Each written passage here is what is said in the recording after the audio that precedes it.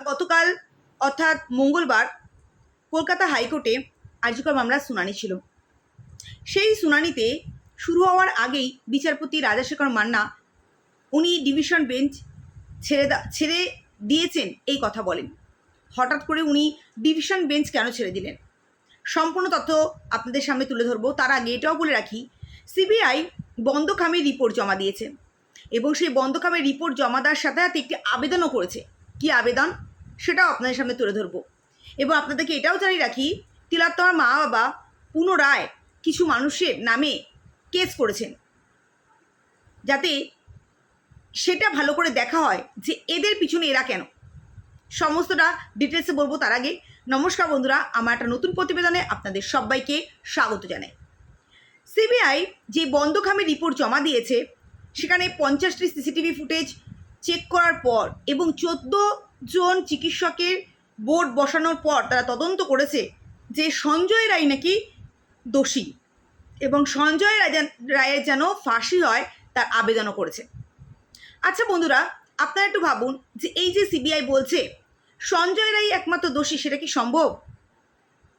আর সঞ্জয় রায় যদি একমাত্র দোষী হতো তাহলে এই যে 150 গ্রাম থকথকে যে পদার্থ পাওয়া গেছে সেটা সঞ্জয় রায়ের শরীর থেকেই কি আসবে? শুধু তাই নয়, আজকে এই যে মমতা বন্দ্যোপাধ্যায় এই যে সমস্ত তথ্য প্রমাণ লোপাট করেছে, এই যে লোপাটের পেছনে শুধুমাত্র একজন সিভিক পুলিশকে বাঁচানোর জন্য তড়িঘড়ি করে তিলোত্তমার দেহটাকে পুড়িয়ে ফেলা থেকে শুরু করে, তড়িঘড়ি করে তাকে পোস্টমর্টম করা থেকে শুরু করে বাড়িতে তার বাবা মাকে 2 মিনিট দেখতেও দেওয়া হয়নি। এত তড়িঘড়ি কিসের ছিল? শুধুমাত্র একজন সিভিক পুলিশকে বাঁচানোর জন্য? এটাও কখনো হয়?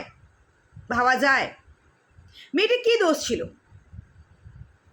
আমাদের তিলোত্তমার মা যেটা বলেছেন, সেদিনকে তার মেয়ের কিন্তু ডিউটি ছিল না, তাকে ডিউটিতে রাখা হয়েছিল ওভার।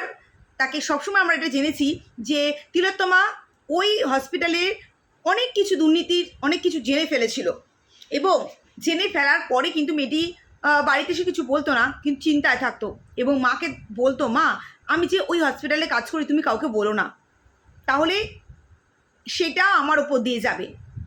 আজকে মেয়েটি এত কিছু জানার পর মেয়েটিকে এইভাবে শেষ করে দিয়েছে কিছু মানসরূপী জানোয়ারের দল।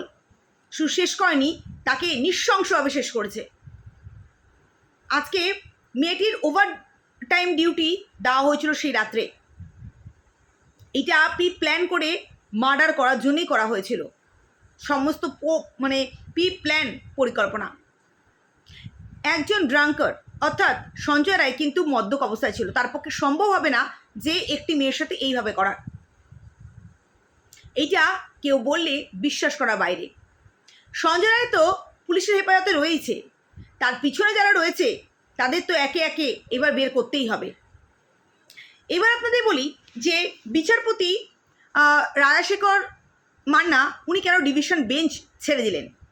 কারণ নতুন সরকার গঠনের পর আমাদের মুখ্যমন্ত্রী শুভেন্দু অধিকারী উনি বলেছেন যে যেই সমস্ত শুধুমাত্র আরজি কর নয়, সন্দেশখালী, আরজি কর সমস্ত জায়গায় যেসব মেয়েদের সাথে নৃশংসভাবে তাদেরকে শেষ করে দেওয়া হয়েছে, সমস্ত কেস যেন রিওপেন করা হয় এবং তার জন্য ওনারা একটি বোর্ড গঠন করবেন।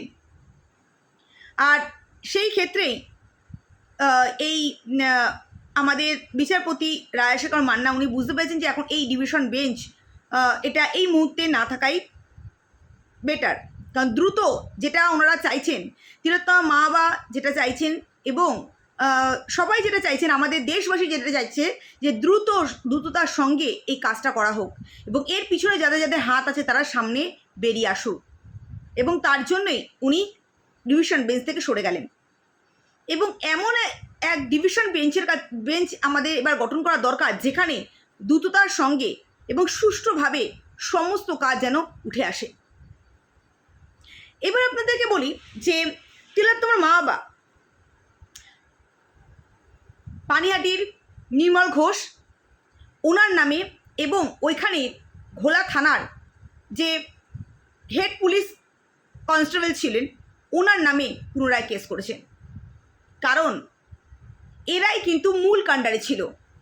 তার মেয়েকে তড়িঘড়ি করে জি কর হসপিটাল থেকে নিয়ে আসা, পোস্টমর্টম করা, তারপরে বাড়ি নিয়ে এসে তুরন্ত পানিহাটি শ্মশানে নিয়ে গিয়ে তার শেষকৃত্য তাড়াতাড়ি করে সমস্ত কিছু শেষ করে দেওয়ার পিছনে এরাই ছিল। এত তড়িঘড়ি কিসের ছিল? এটা তো একটা বড় প্রশ্ন থেকেই যায়। তাই কিন্তু তিলোত্তমার মা বাবা এই মানুষগুলোর বিরুদ্ধে কিন্তু আবার কেস করে এবং এদের যাতে যথাযথ শাস্তি হয়, শুধু কেস নয়, যথাযথ শাস্তি হয় সেটাও কিন্তু তারা বলে আসে। দেখা যাক সামনের দিনগুলোতে কি হয়। আমরা অধীর আগ্রহে রয়েছি যে নতুন সরকার আমাদের এই যে তিলোত্তমার মা সন্দেশকারীতে যে ঘটনা, সমস্ত এই কাজগুলোর পিছনে যারা জড়িত রয়েছে সে সমস্ত জানোয়ারগুলোকে সামনে নিয়ে আসবে।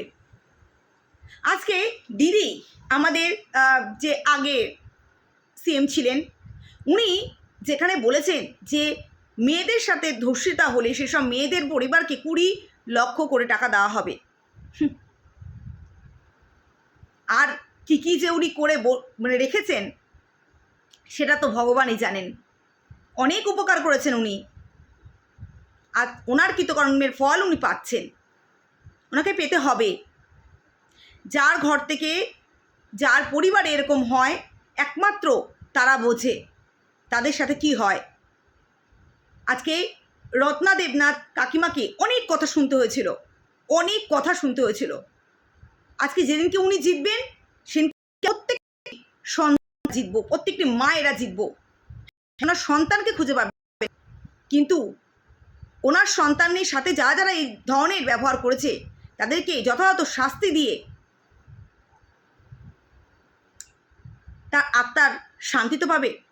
আমরা সবাই জানি যে তিলোত্তমা তার মায়ের সাথেই আছে, সব সময় তার মায়ের সাথেই আছে।